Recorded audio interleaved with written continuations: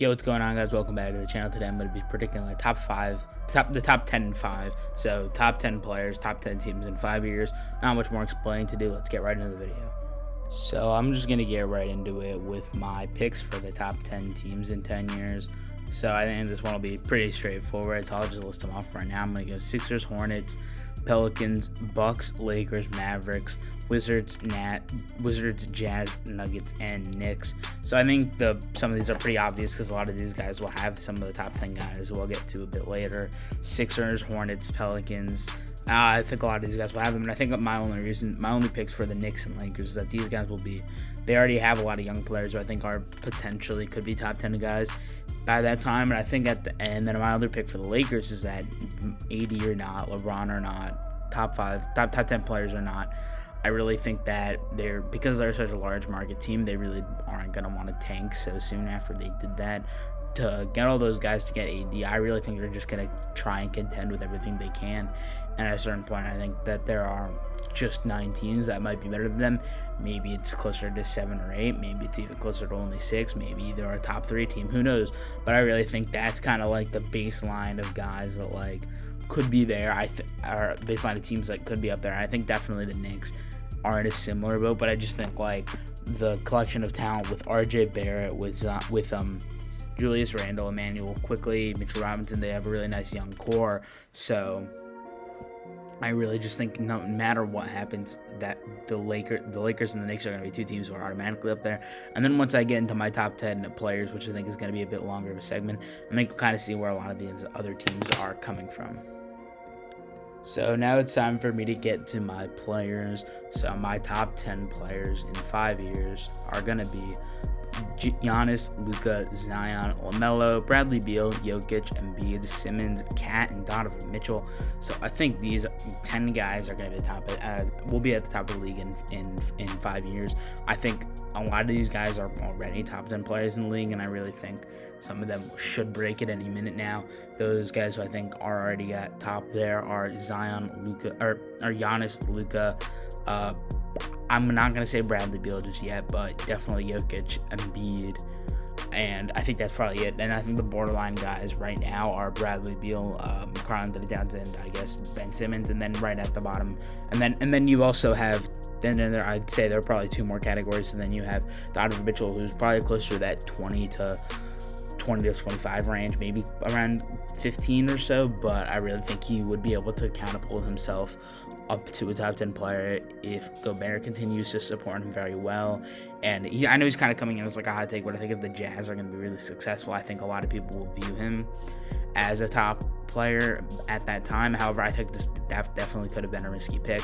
And now for another pick that I'm going to have to defend as well as LaMelo. And I really think if the Hornets continue this upward trajectory and LaMelo continues to play so well as he currently is, I really think that they will be one of the best teams. By the time we are in 5 years in 2026, I think that will be a year that LaMelo can really flourish. He'll be 5 or 6 years into the league. I guess 6 years in the league will be his 6th year, or 5th. I really can't do math. I guess because we're mid-season right now, so I guess in exactly 5 years he'd be in the middle of his 5th season. So almost 5 total years through. So yeah, I guess 5, but. I mean, it really at a certain point, I feel like LaMelo, just the upward trajectory path that he's on, it's only looking up for him so far.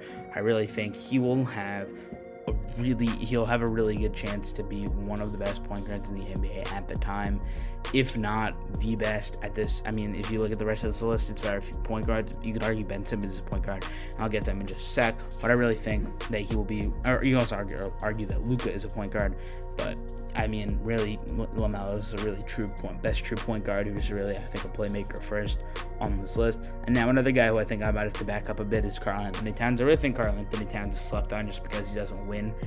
You look at a lot of these guys who are centers who are about the same skill level as Karl-Anthony Towns, but because they're winning, they are getting so much more love. I think on the right team, I think Karl-Anthony Towns could probably average 27, 10, and 5 maybe.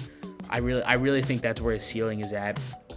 And I really think you put him with the right guys, you give him good spacing, you give him the right defenders around him, because obviously he's not the most amazing defender himself. you give him the right defenders around him, and I really think you put together such a good team that honestly, you put together the right team around him, and you that is at the point at which you'll be successful. And then I think the last guy who I'm going to defend is Bradley Beal. I mean, I really don't see a way in which he does not continue to improve. He'll be 31 at the time, but I think the way we look at his prime, which I really think is just going to be so good if you look at how good a scorer he is right now. He'll have played a few years again with Russell Westbrook, or I would think he would play a few more years with Russell Westbrook. Then he probably won't be playing much more with Russell Westbrook afterwards. But nonetheless, I think that he will probably be a top 10 player. That's one of the things that I think I'm not 100% sure about, just because he's one of the older guys on this list, and I'm not confident that he'll still be super good. But I just wonder if my backing is that because of how good his prime will be, that he is just going to be one of those guys lurking at 8 or 9 or 10. And then I guess another guy who I think I should have to defend probably is Ben Simmons. I think playing with Embiid will be another thing that helps his case for a top 10 player in 5 years. But ultimately, I think it'll be super duper close with a lot of these guys. I think it'll all just come down to how we view them in general. If we view them as players who are like good for their team or bad for the team, it'll depend a lot on how, if they win or not, if they're winning or if they're losing, or if it'll really all depend on how their team is doing. But I think we'll see for most of these guys, maybe in like 3 or 4 years, this list will be completely different.